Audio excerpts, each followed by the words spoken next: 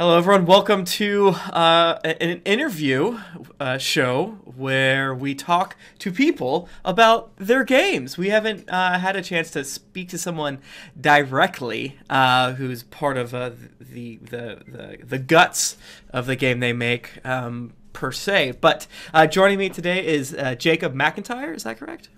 Yes, that is exactly correct. Every single time I do this, I forget to, well, about 25% of the time that I do this, I remember to ask people, like, I think I know how to say your name, but then I just jump into it. No, you got it. You're good. You are part of the people who put out the RPG system Beyonder. And we met at PAX Unplugged, did the old exchange of business cards, and we enjoyed what we were looking. There's so much cool stuff at PAX Unplugged. Was this your guys' first year there? No, we were there last year, actually, the very first inaugural one. It's a really awesome convention. Unfortunately, I haven't actually made it to the other PAX cons, but it's like you said, there's a ton of stuff there. It's really good to see everything going on in the RPG world. Yeah, and the time we have away from the booth. Yeah. Oh, yeah. Exactly. It can be very overwhelming, but always good. But yeah, we liked what you guys had because, of course, when you're walking down the aisles, you only get a quick blurb of what everything is, and you guys had cool art of different races, and we're like, hell yeah, let's do this. So I guess just give us the quick overview for those watching at home. What is Beyonder? So Beyonder is a tabletop role-playing game. It is what I call a science fantasy setting. Okay. So it is has all the themes of fantasy, but based in a world where science is incredibly important, and it's very important not just in the world, but specifically to your character. It is a single roll 2d10 system, works on degrees of success, and we use slightly different mechanics in a couple of other ways. It's a unique setting and world that allows you to play a scientist that warps the fundamental nature of reality to fit your whims, and it allows you to create and play exactly the character you want to play. Is the short version. The short version. I did take the create your own character like adventure thing on y'all's website. That was a fun and kind of interesting choose your own adventure style to, because like if you first play a game, like I was trying to pitch D&D 5e to my friend, and he's like, I want to be Wolverine. I was like, how would I make you Wolverine? But if I had a way to like throw him through this situation of like, what would you do if this happened or that happened, would have really, helped him. Can I be Wolverine and Beyonder? Yeah, man. Oh, thank you. You can. So actually, if you want to, I'll get a bit into the setting here, but well, it's kind of a misnomer to say get into the setting. Setting and system are like very intertwined. The number 6 appears a lot. We have 6 fundamental energies that are like underpin the physics. And your class, as far as classes exist, it is a classless system. Is basically which of those energies is your energy. A big part of the setting is each of the energies has a guild that is like, think of like the NIH or NASA mixed with like Starfleet. Where it's this organization devoted to like the study of the energies and the application, and so they're all scientists, and there's a lot of bureaucracy, and there's various amounts of real world style BS that goes on within the structure. But the point I'm getting to is that one of the energies is body. One of the things you can do is protrude bones from your body if you manipulate body energy, like create a bone shell, create a bone weapon. So you can actually pretty easily become Wolverine. Okay, here we are. You've sold me. I love it.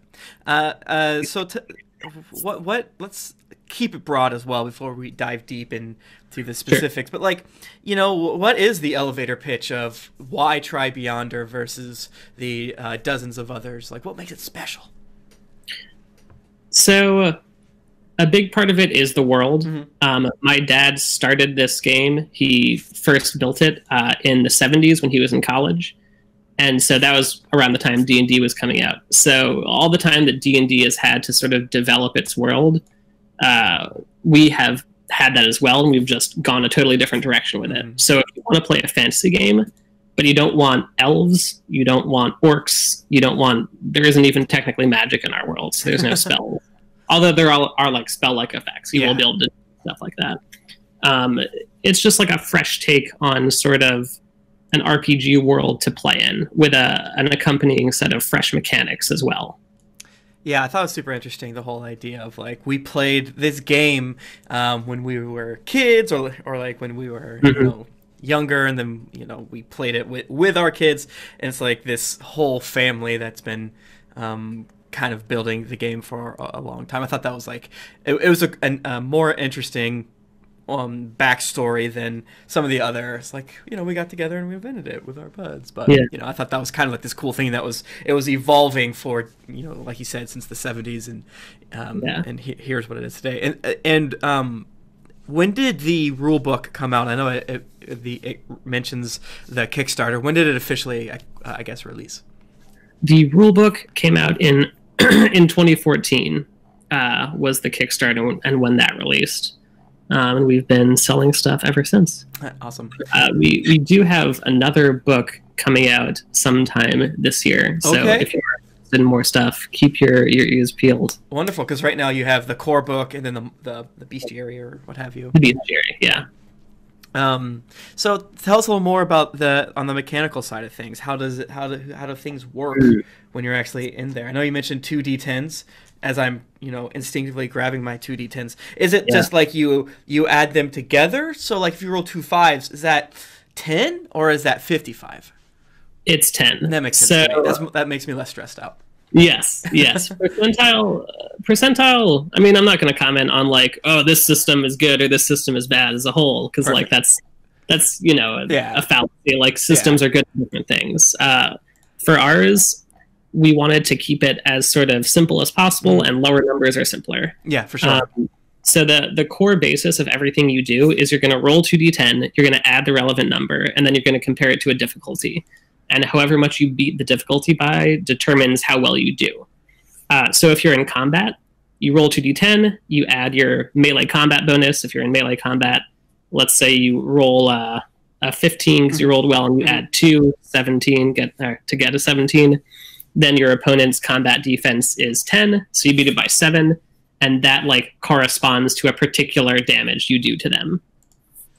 Yeah, and it looked like you had the idea of, and when I say you, I mean everyone that invented the game, just for ease of use. I oftentimes use the y'all, which is nice from being from the South. When I was reading the book, it's like, oh, this is one of those systems that has there's different levels of success, which is something that I as someone that's on a Dungeons and Dragons podcast, I really wish that was more of a thing, as opposed to this binary, you do it or you don't. I love the idea of like, okay, if you roll well enough and you're skilled enough and you beat something by XYZ, you get different effects to it.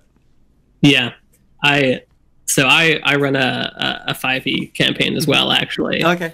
And it was, there's always the moment where your player like does really, really well in something. They roll like a 30 and like their stealth, and you want to like you give them the narrative sort of impact, like you describe them doing it really well, but there's no, you can put in stuff to make that a concrete mechanical thing, but it's on. Right, and they do have the whole like crit thing, but if you rolled a 19 and got a 30 somehow, that's no better than beating the DC of 15. It's not like but I mean, I guess like that. There is this sort of thing that comes up sometimes when we talk about systems, when it's like, oh, I wish system would do XYZ thing. It's like, well, you know this thing exists because you played other systems, so how about you just steal it and put it in how you're playing? And that's one of the nice things about playing a lot of different systems. And I will admit myself, I haven't really played as many as I would like. But tell us more a little bit about the world, the low magic, high science world of Beyonder. Yes. So the world is very cool. Because we've had so much time to develop it, we've been able to really build it from the ground up in a sort of logical, consistent way. So everything comes from the 6 energies that I mentioned. Around these energies form the 6 guilds, and the 6 energies are basically the equivalent of like our four or three fundamental forces. They underpin the entire physics of the world. The guilds are these, like I was saying, geopolitical entities that control and influence a lot of stuff on the continent. And the world itself is actually a living, breathing entity to some extent, just because it, like the qualification for life in this world is being a six-state being. So having a connection to every energy. If the world has that, it qualifies as alive. There's a lot of interesting stuff to go into. So what's exciting to you when you think about it? Like, where's your brain first jump to? Because of course we could spend a lot of time being like, oh, there's a lot of rivers. There's a really cool river. Like, all right, let's just talk real quick about this one place. I like it. It's where I'm from. So one of my favorite things is how we handle undead, because there are undead in the world, but it's not like, here is like a person and then this is a zombie, and this is blah, blah, blah, and you have like liches and stuff like that. So undead that's like a sort of derogatory term. They're technically static, I think. So the six energies, to just go over them briefly because they're important for the world. They come in opposed pairs. There's body and physic, which are the outer energies, represent your connection to the world. Mental and emotion, which are the inner energies, represent your inner self. And spirit and shadow, which are ethereal energies, which represent your connection to other energies. So spirit is sort of the energy that binds everything together. People with a high spirit score tend to be hard to kill, very like full of innate life and power. Undead don't have spirit energy. The spirit energy is drawn out of them and replaced with what's called stillness. Which is like, nobody's totally sure what it is. There are some theories that it's like a corrupted or like alternate version of spirit. But basically the result is that undead are just like people. They just kind of work differently. So they have like cities and like trading empires, and they like trade with normal spirited people. Gotcha. So they're not like out there trying to bite you per se. Maybe they will. Who's to say? But they're they have a brain to do stuff. Yes. Yeah. But just because of the nature of stillness and spirit and how opposed they are, these people like do have the undead and living have like an innate animosity towards each other. There are like wars, there is conflict, but it's not like shambling corpses. Gotcha. Yeah, because when I was looking at the rule book, it was like, oh, here's the 6 races or the 10 races, and then there's these other folks down here, and it's like, oh, one of them is necromancers. All right, cool. They get their own section, which I thought was neat. Yeah. I could talk about really any part of the world for a while. I mean, have to like tell me when to stop. That's the whole fun thing of talking about things that you're super interested in it, and I can only imagine. So you played this game when you're a child, correct? Oh yes. Yeah. I made my first character when I was 6. Okay. When I started playing. What's been the most interesting, I guess, change of the game from then to, I guess, 2014 or what have you? That's a good question. Thank you.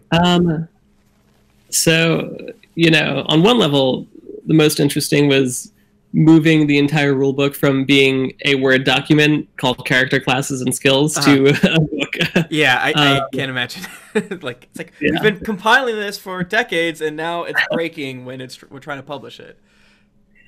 I think the most exciting, one of the biggest changes and one of the most exciting things was sort of seeing the world come alive, because it had all been sort of in the ether, like in my dad's head, in our heads, like in the snippets of conversation we'd had about various things in the world.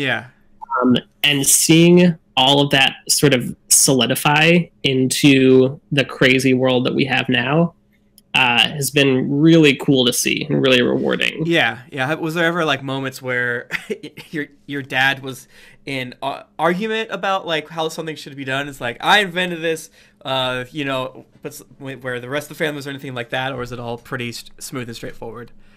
No, it was pretty straightforward. My dad is not a big arguer, so we were all pretty much on the same page.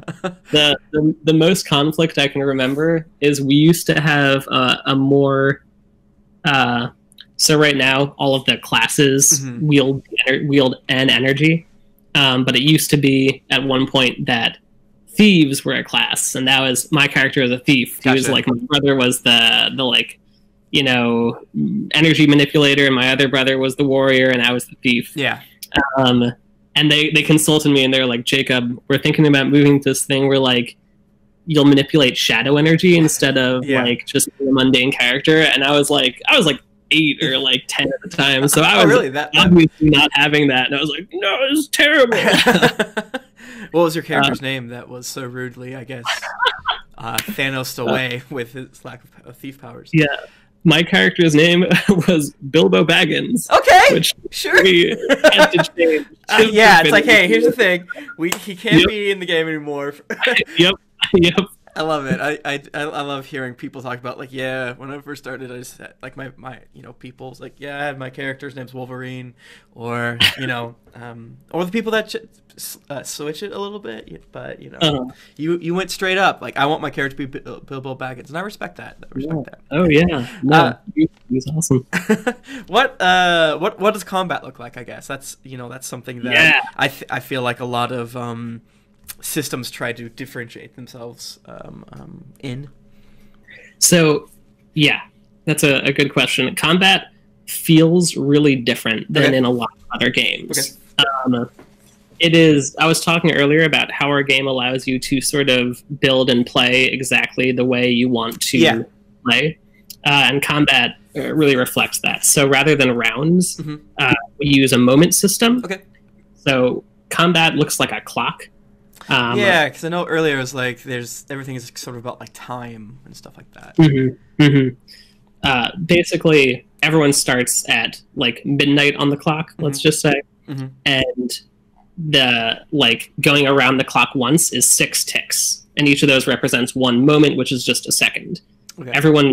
Every action you can do takes some number of moments to complete. Okay. So rather than everyone goes in order and like does their thing, and then everyone does it again, everyone declares at the very beginning at the same time, and then it's this like mishmash of like, all right, my character is super fast, and I'm gonna rush my action, so I run in and I like do this, and I like hit their caster before they can get their power off. Right.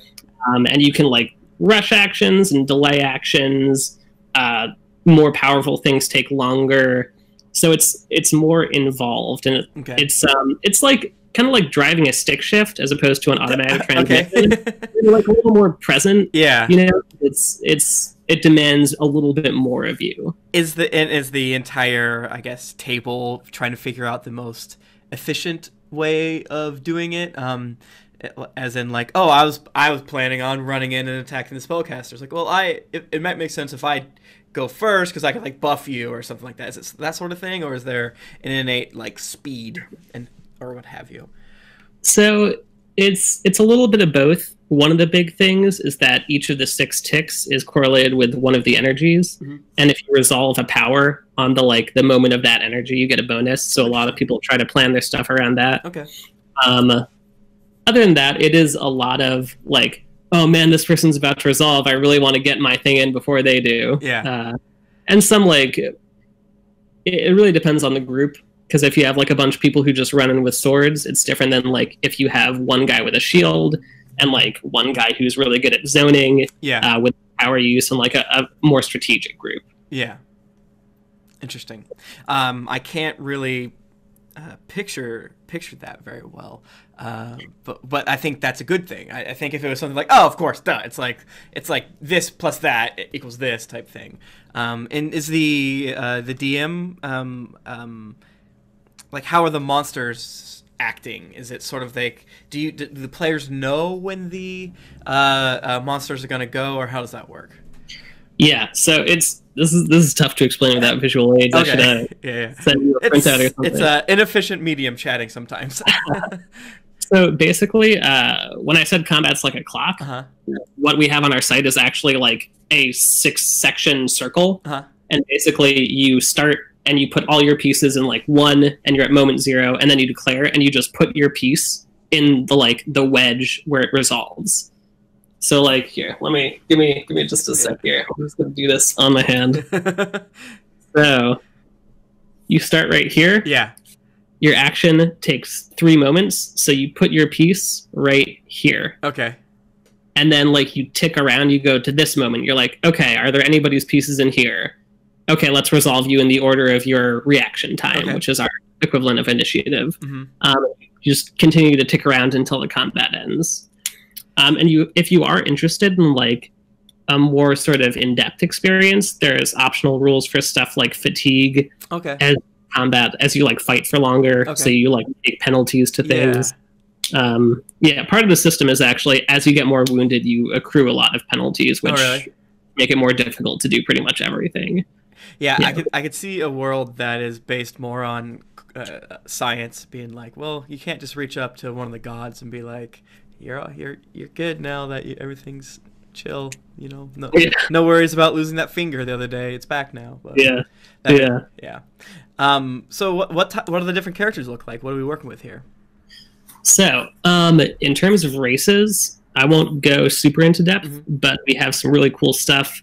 We have the just a few of the ones I'm naming off the top of my head. The Kron, which are desert-dwelling snake people. Yeah. Very much culturally like a sort of cross between Imperial Rome and Imperial Japan. Okay. These sort of legionaries, conquering by their very like nature as a culture, very stoic, but also like love poetry and sort of the like defeat the enemy within mindset. They're very sort of disciplined and like honor bound and all that stuff. The Wellen are these. When everyone sees the picture, it's like they either say monkey or cat. So they're I was leaning cat. Yeah, cat. You said I was leaning cat for sure. Yeah. Okay. I'm glad. I feel like they're pretty cat-like. They live in the trees. They're like huge pranksters. They love to like tinker with things and like sneak around. Very happy-go-lucky.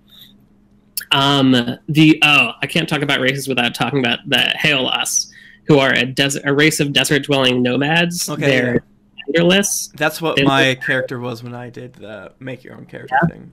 They're super cool. Yeah. One of the coolest tidbits we have about any of the races or anything in the world, in my opinion, is that Haolas, when they reproduce, they like get in a circle. They perform this really old ritual that varies a little bit depending on which track you're talking about. And a star falls from the sky, and a new Haolas is inside it. Okay. All right. So they're real cool. That's nice. Yeah. In terms of classes, as much as they exist. Yeah. So you have one for each of the energies that I was talking about. So you have body, which is focused around, you can heal, you can use it offensively to like mess with other people's bodies, like stop their hearts and stuff like that. There's also stuff you can do that's a lot more diplomatic and social. Like a whole sect of the guilds called the Mouths, they're just a sect of the Soman's Guild who study body energy, and they like morph their vocal cords and mouths to be able to create the sounds from like any other race. Oh, really? Interesting. Extensively in diplomacy, and they're like ambassadors for the guilds in a lot of places. And how does what does that mean for a player? Does that mean you get like a +2 talk, or do you get like a new ability, or how does it like, what's a character sheet looking like based on that? Sure. So we don't have rules specifically for being a member of the Mouths. That is one of the things we'll probably end up releasing at some point down the line.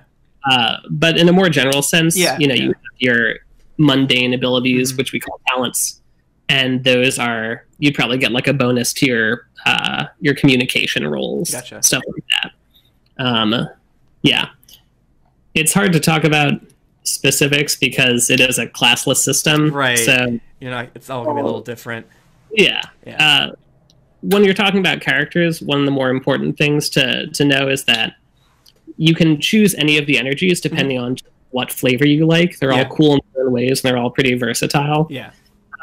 But that doesn't really stop you from... That doesn't determine your character by any means. So you can choose to be a part of the Mentarch's Guild and use your entire, and like never buy any powers and put all your essence towards fighting. Yeah, and essence is the thing that your experience, more or less, right? You're like... Yeah. Okay. Essence in our world, but yeah. Yeah. You can just... So you get to choose whether you put it towards buying up your ability to use powers and buying new powers. Okay. Or just buying up your melee combat talent until you can like beat the crap out of things really easily. Gotcha. It's like I don't need to be able to stop someone's heart because I can punch their heart. What do I need that other stuff for? Exactly. Yeah. So that's how the characters advance. What does the adventuring sort of look like? Does it still follow standard paths? Do you have any plans for published sort of like adventures? How does that look? Yeah, so we have, in terms of published adventures, we have a couple things in development, which I'll get to more in a sec. Mm-hmm. In general, it's, it's more or less the same as anything else. It's like... Some farmer saw something weird. You should go look at it, yeah. Yeah. Go investigate the giant... one of our modules is, your adventure hook is this farmer family wakes up one morning and their prize cow has grown to the size where it is filling their entire barn. Okay. The guild. Well, that's weird. I like that. Yeah. So the adventure is like the story is a little different just because the world is different. Right. I can't say that much more about things we've published without giving anything away. Sure. But as a consequence of the world, we have some pretty unique sort of things you can play through, is what I would say. Yeah, because it seems like with the guild system, do the guilds get along, by the way? I hadn't... With each other? Almost, like, yeah. Yeah. For the most part. Gotcha. There is friction between guilds and inside guilds, but nothing compared to the friction between guilds and non-guilds. Yeah, so. Yeah, for sure. But yeah, it seems like it was a situation of like, oh, we all agree we should take care of this thing, but each guild sort of has their own way of taking care of it. Because again, just that little adventure that they on their website, they have like an adventure where that you just quickly choose your own adventure style, and that quickly says, oh, you're this race, you're this guild, and it seemed like some sort of background or something like that. Yeah, you get an organization. Organization, gotcha. Probably what you're talking about. Yeah. So it was kind of like a situation where it's like, oh, I could listen to this guild person, or I could listen to that guild person, or I could just ignore all of it and do my own thing. But it was a helpful way to sort of see the world and how the world kind of worked and how it could work pretty quickly. Mm-hmm. So for folks running the game, what's kind of like your biggest advice of like how to make it really feel special, make it really feel like Beyonder? Yeah, that's a good question too. So I would advise you to just skim through the book. There's a lot of setting information, and the setting is like pretty in depth. And if you are interested in like running a game that really feels different to your players, like definitely check out our stuff. We also have like almost 100 blog posts on our website. Okay. Other than that, just the normal stuff of like, you should have fun. If you're having fun, your players will have fun. The classic one of, just make sure they have fun. Unless you're a bad DM that just likes to hurt their players, then we should say. Some players like that because they like to overcome said bad DMs, but that's neither here nor there. What about for players? Same question. Anything fun and fancy to really lean into like what's cool? I know you said the genderless desert folk was a cool race, but what about like what makes in your mind a fun, unique way to play Beyonder as a player character? Okay. So one of my favorite things about our system is you can, we have powers which are the equivalent of spells in other systems. There are ways in which the guilds have learned to manipulate the energies methodically, experimentally driven, crafted laboratories to do certain effects. Like it's a known cause and effect situation. Yeah.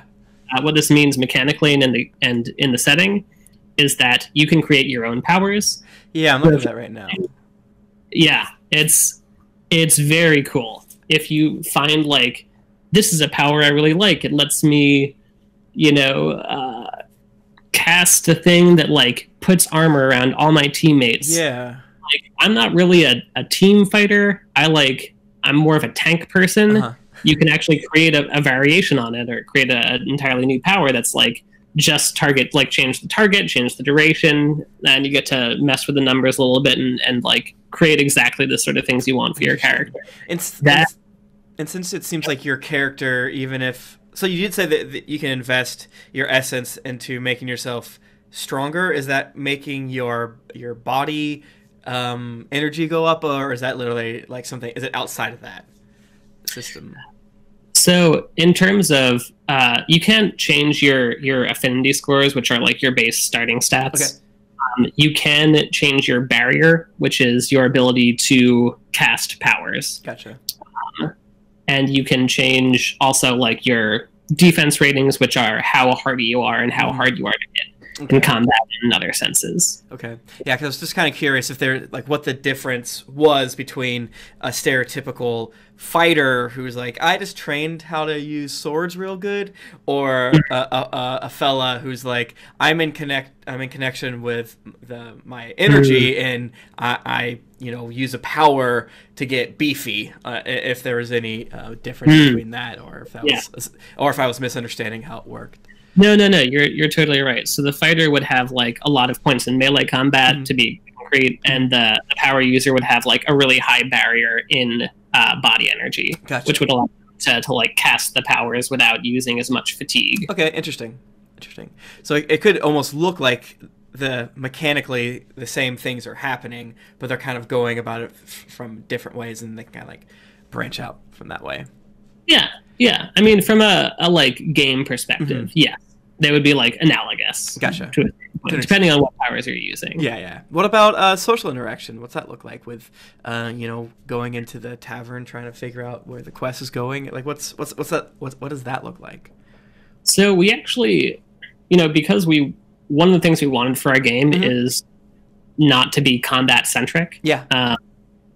The social interaction uses the same core mechanic as the combat and as everything else. So you can you roll and you like add your bonus, add your modifier, and compare to like the person's defense rating.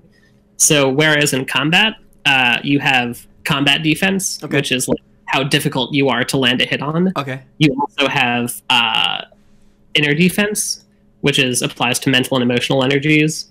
So like if you're trying to use an energy to manipulate somebody, and you are basically rolling against that instead of their combat defense. Okay. If you just somebody, then it's probably going to be a flat DR depending on the person you're talking to. Okay.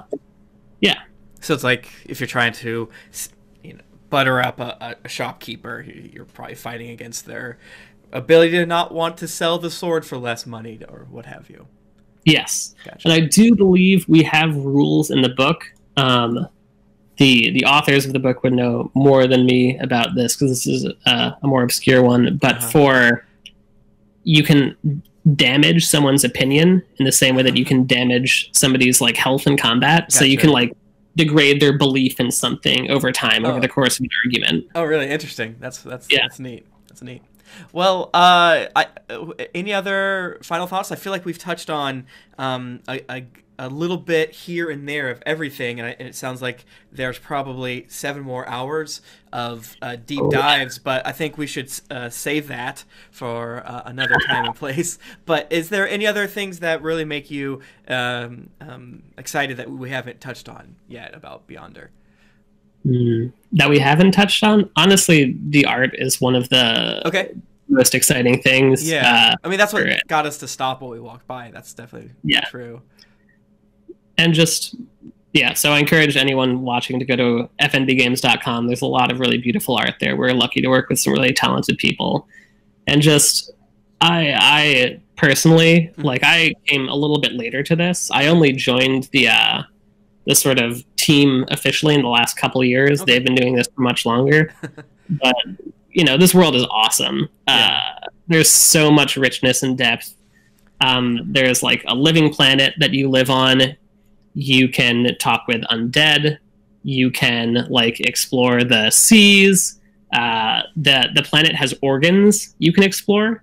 So another cool tidbit, the reason there's only one continent on the world map is because Etham, the planet, has 2 spines running along the oceans on either side of it, which are these giant like energetic maelstroms of perpetual intense storms and like booming surf and crazy energetic happenings, and no ship can traverse them. But and like, that is one of in 2022, y'all gonna release Welcome to blah blah blah, and turns out, you know, what's over there. Am I right? I'm right. All right, you guys have. Well, you know, I can't confirm or deny. That sounds very profitable.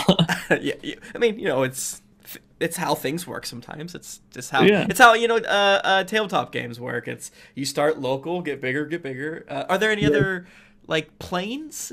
I know some settings have like planes of existence. Actually, my knowledge of this is not as sharp as it could be. I believe there are. I'm not entirely positive about that. I know that each energy has its own sort of dimension, but I'm not sure on whether that's like its own distinct plane or just like a way of perceiving this world. You know? Yeah, that makes sense. Well, thank you so much for taking the time to chat with me. Any things you'd like to plug? I know you said there's stuff coming up that you're not sure you're able to talk about, but anything else you want to let folks know about? Yeah, if you are interested in seeing some of the game actually played out, go to Twitch. I'm sorry, I'm gonna have to plug a different. That's fine. You know, it's all one big community. Yeah. So it's twitch.tv/The Ethereal Network. Okay. This is a group of people local to Philly who have been streaming one of the campaign modules we're working on for Beyonder right now. Actually, we gave them like an early release, and they've been streaming that, and they're like quite entertaining to watch. They're very good. Awesome. Check the site. We have some stuff coming out this year, both sooner and later. We have an email list if you're interested in joining. Most of all, just go on the website and do the make your character with an adventure, the like choose your own adventure character creator, because it's just fun. That was fun. That was a fun little thing, especially if you're bored at work. You know, just put that on the side and just go. You know. I think that's a loud thing to do.